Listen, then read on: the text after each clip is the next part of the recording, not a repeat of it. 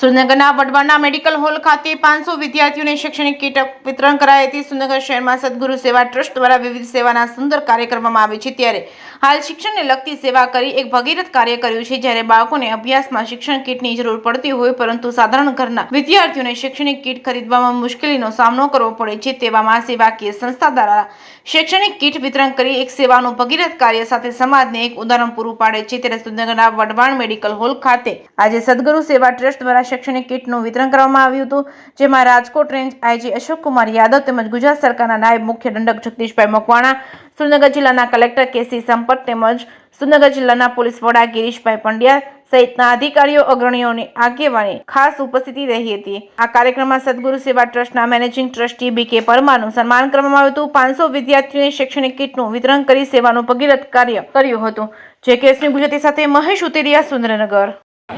Surendranagar સિંહસા medical hall ખાતે શ્રી સદગુરુ સેવા ટ્રસ્ટ વઢવાણ દ્વારા જરૂરિયાતમંદ પરિવારના બાળકોને એટલે કે વિદ્યાર્થીઓને 500 જેટલી શૈક્ષણિક કીટનું વિતરણ કરવામાં આવ્યું છે।